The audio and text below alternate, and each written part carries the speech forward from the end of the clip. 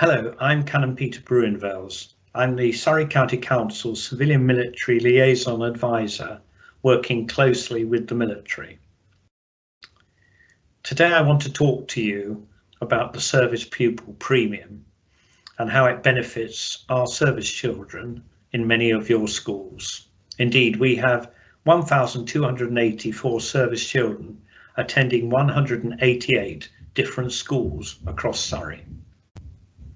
I have to tell you, service children have enough challenges as they can move schools and homes at least 6 times during their school years, as well as learning. Not only can it be unsettling, but they do not usually move at the start of the school year, like the rest of our children. They could also move on during the school year as well, so it's interrupted education. One minute they could be well ahead in the curriculum, and yet at another school they could be well behind, and at another school they could be repeating the curriculum from the previous school.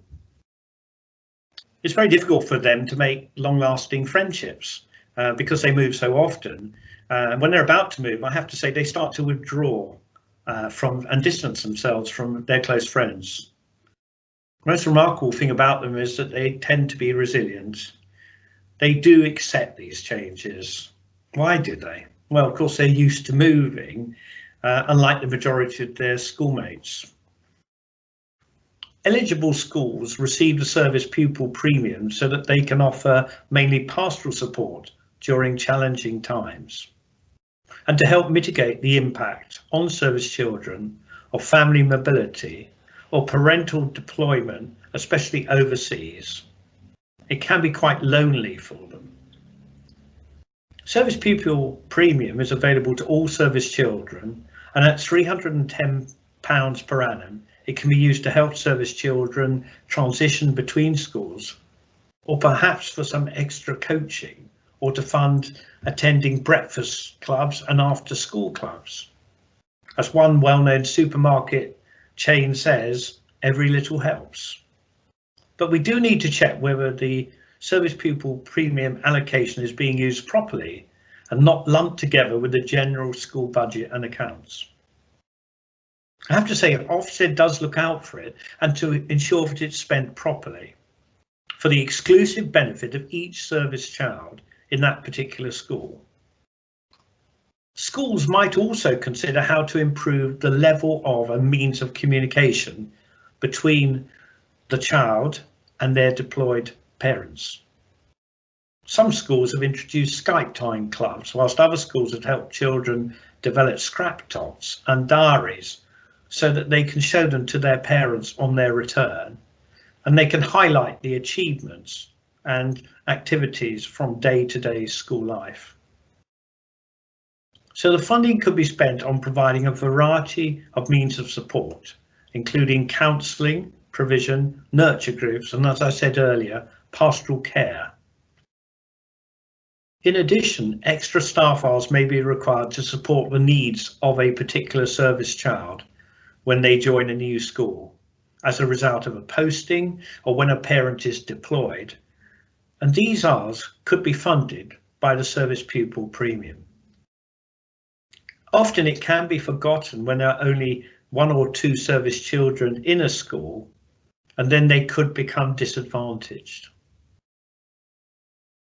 Yes, it's true that in a bigger school with quite a number of service children, the service pupil premium total can go much further and help more. Examples include iPads for some children to keep in touch with their parents whilst on operations abroad. The service pupil premium should not be used to subsidise routine school activities, such as trips and music lessons. But schools may choose to fund school trips just for the service children to help them enjoy their time at school and to build a sense of a wider community and understanding of the role their service parents play, e.g. with military specific trips. And to be frank, this is to help them cope with the potential strains of service life. The Armed Forces Covenant Fund Trust has grants worth up to £20,000 to support Armed Forces families to become less isolated and more engaged in their local areas. This fund is open to applications from schools. Indeed, previous rounds have funded a quiet room for one-to-ones between teachers and service children to give service children a confidential voice. Another example was funding a nurture farm to encourage service children to take on additional responsibilities for looking after animals with another child who was non-service. So they worked together in partnership.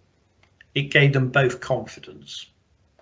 The Covenant Fund has also paid for equipment for a preschool on Purbright Camp, as well as funding a recreation area just outside the Wire, which is the military and the non-military playing together and with their parents, a site of a uniform and a non-uniform.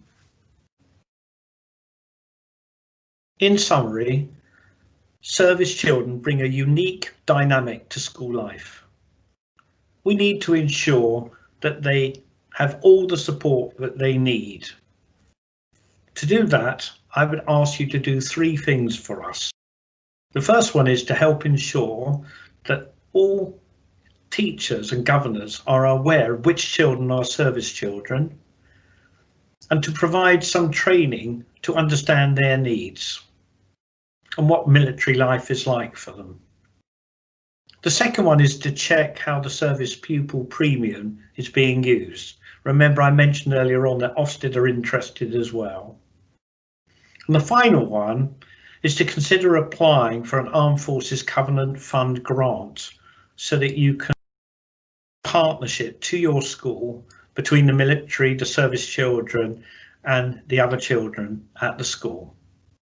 And we can help you with that. So thank you very much for listening.